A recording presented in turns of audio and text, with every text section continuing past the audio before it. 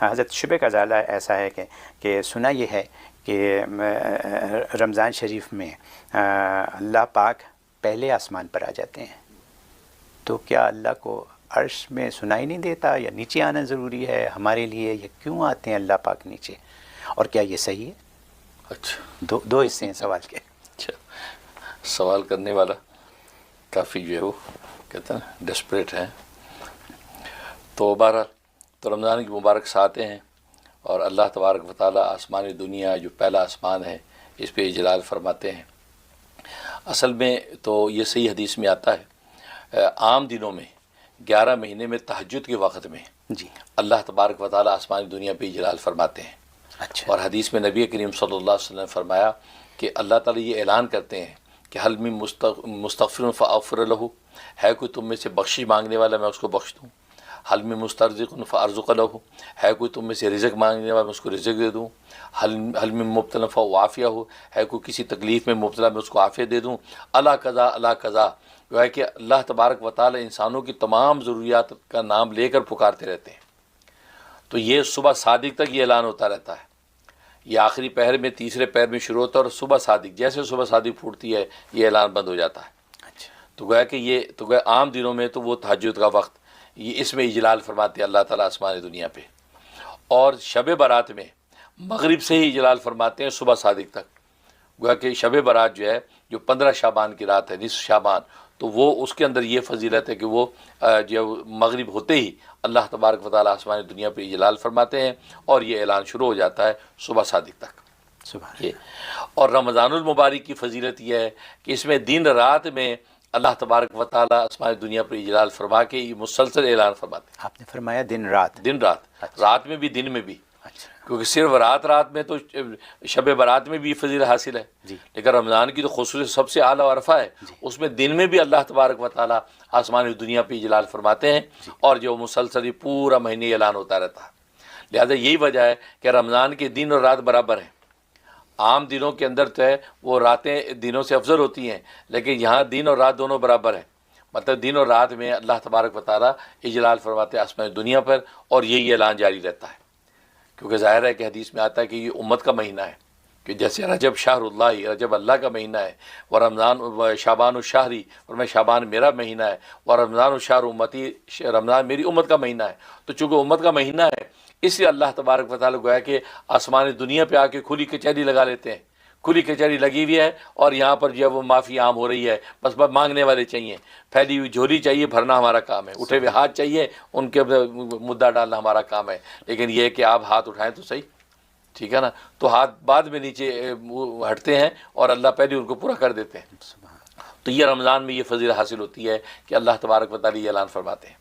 اب رہا یہ سوال کہ اللہ تبارک و تعالیٰ کو آسمانی دنیا پر اجلال فرمانے کی کیا ضرورت ہے؟ جی، اللہ اپنے جس مقام پہ ہے، جیسے ظاہری مقام عرش الہی آپ کہتے ہیں، جیسے عرش الہی پر اللہ کا اجلال ہے، تو بس وہیں سے آپ سنیں اور وہیں سے عطا کریں، وہیں سے اعلان کریں۔ یہ اجلال جو آسمانی دنیا پہ آنے کا کیا مطلب ہے، اس کی کیا ضرورت ہے؟ یہ سائل یہ سوال کرنا چاہتا ہے۔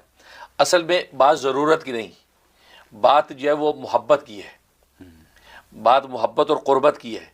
اللہ تبارک و تعالیٰ اپنے بندوں کے ساتھ قربت و محبت کو ظاہر کرنا چاہتا ہے، اس لیے قریب آ رہا ہے۔ جیسے گھر میں بیٹا ایک جگہ پہ بیٹھا ہے اپنے کمرے، ابا خود چل کے اس کے بعد جا رہا ہے اور کہہ رہا کہ بیٹا کیا حال ہے، سب ٹھیک ہے۔ ایک بیٹا آپ کے پاس، ایک ہے ابا خود وہاں جا کے خیری پوچھ رہا ہے، سب ٹھیک ہے۔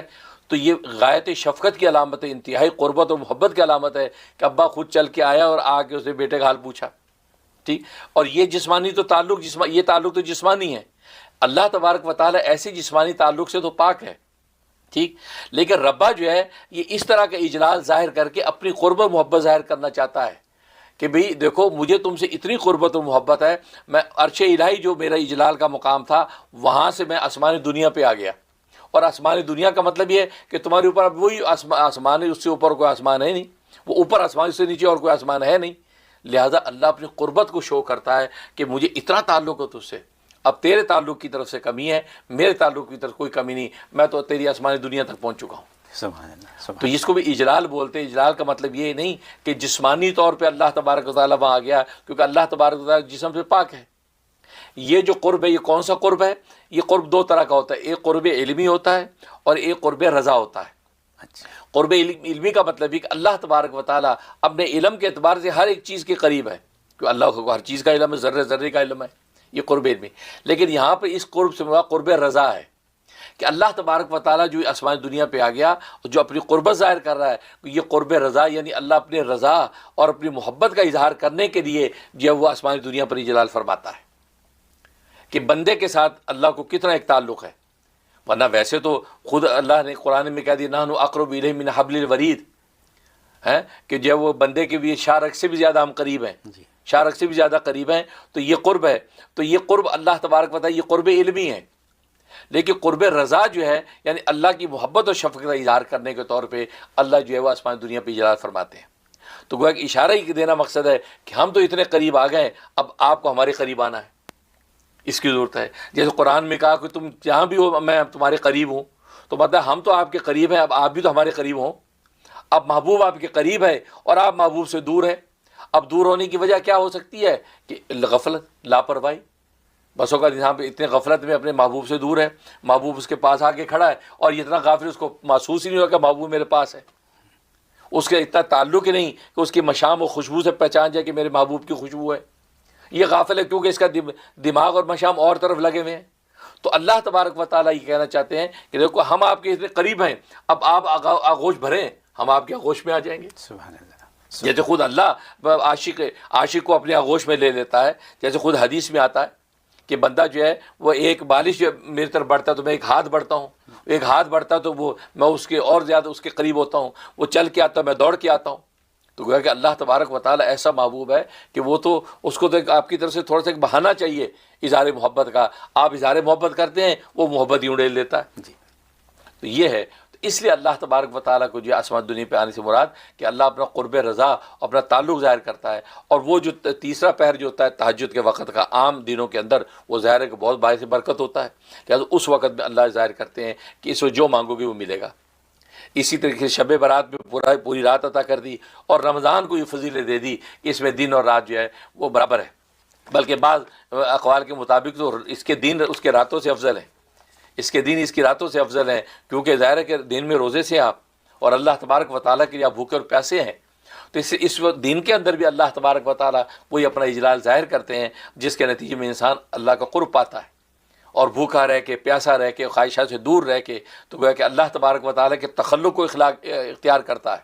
کیونکہ نہ کھانا نہ پینا، خواہشات سے دور رہنا، یہ اللہ کا خلق ہے، اور یہ اللہ کا خلق اپنے اندر پیدا کرتا ہے، کیونکہ حدیث نبوی ہے کہ تخلق بھی اخلاق اللہ، کہ تم جو ہے اللہ کے اخلاق اپنے اندر پیدا کرو۔ تو یہ اللہ کے اخلاق اپنے اندر پیدا کرتا ہے، اور یہ ظاہر ہے کہ اللہ کی ذات کے یہ اخلاق ہیں، اس کے صفاتی ہے اخلاق ہیں، تو جب بھی اپنے پیدا کرتا ہے تو اللہ انعام میں اپنی ذات دے دیتا ہے۔ فرمایا کہ الصوم لی وان عاجزی بھی، روزہ خاص میرے لیے ہے، اس کا بدلہ براہ راست میں خود دوں گا۔ اور ایک روایت میں فرمایا اجزا بھی، کہ روزہ خاص میرے لیے ہے اور اس کے بدلے میں اپنا آپ دے دوں گا، میں مل جاؤں گا۔ اور ظاہر ہے کہ محبوب جس کو مل گیا تو ساری کائنات اس کو مل گئی، اس لیے رب کائنات جو ہے روزہ دار کو عطا ہو جاتا ہے، جب رب کائنات ملا تو کائنات قدموں میں۔ تو یہ وجہ ہے، تو اللہ اپنا قرب رضا ظاہر کرتا ہے کہ مجھے بندے کے ساتھ اور بندوں کی بخشش اور کی جو ہے وہ حاجت کے ساتھ مجھے ایسا تعلق ہے کہ میں آسمان دنیا کے پاس آ کر گویا کہ ان کے دروازے پہ آ کے خود پکار رہا ہوں، ہے مانگنے والا مجھ سے مانگ لو، ہے جھولی خالی میں بھر دوں، ہے کوئی اٹھے ہاتھ میں ان کو دے دوں، ہے کوئی بیمار میں اس کو شفا دے دوں۔ تو گویا کہ آپ کے دروازے پہ آ کے آسمانی دنیا کا مطلب یوں سمجھے گویا کہ دروازے پہ آ کے خود آپ اللہ پکار رہا ہے آپ کو۔ اب کوئی کوتا نظر دروازے پہ آ کے بھی ہاتھ آگے نہ پھیلائے اور خیرات نہ مانگے، تو اس کا مطلب اس کی محرومی ہے اور کچھ بھی نہیں ہو سکتی، اس کے لیے دعا کی جا سکتی ہے۔ بالکل، یہ وجہ ہے کہ اللہ تبارک و تعالیٰ جو آسمان دنیا پہ آ کے جو ہے اجلال فرماتے ہیں۔ بالکل۔